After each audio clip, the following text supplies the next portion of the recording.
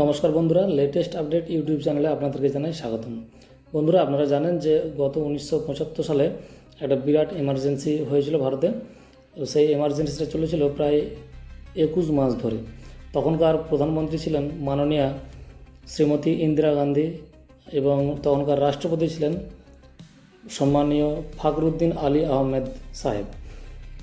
তো তখনকার যে এমার্জেন্সি ছিল 21 মাস, এই 21 মাসে কিন্তু বেশ কয়েক হাজার সেনানি বাংলা থেকে গ্রেপ্তার হয়েছিলেন এবং সেই গ্রেপ্তারের ফলে তাদেরকে কিন্তু সাজা ভোগ করতে হয়েছিল। তারা দীর্ঘ কয়েক বছর কিন্তু জেলের মধ্যে ছিলেন। তো তাদেরকে সম্মান জানিয়ে বর্তমান রাজ্য সরকার একটি স্কিম চালু করেছে।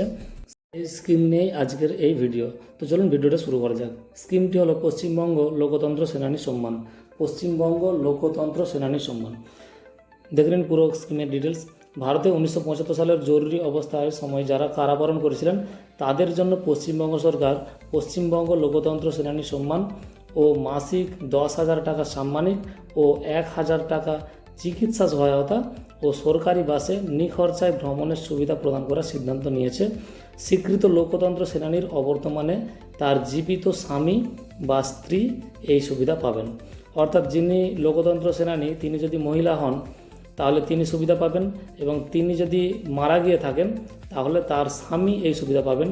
আর যদি লোকতন্ত্র সেনানী কোনো পুরুষ হন তাহলে তিনি যদি জীবিত থাকেন তাহলে তিনি এই সম্মান পাবেন এবং মাসিক যে ভাতাটি সেই সাম্মানিকটি পাবেন।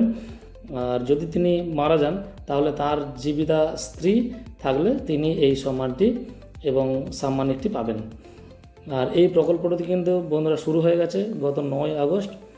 ওই দিনই একটি অনুষ্ঠানের মাধ্যমে লোকতন্ত্র সেনানীর যারা রয়েছেন প্রায় 375 জনের হাতে কিন্তু এই সম্মান এবং সাম্মানিক দুটি তুলে দিয়েছেন আমাদের বর্তমান পশ্চিমবঙ্গ সরকারের মাননীয় মুখ্যমন্ত্রী শুভেন্দু অধিকারী মহাশয়।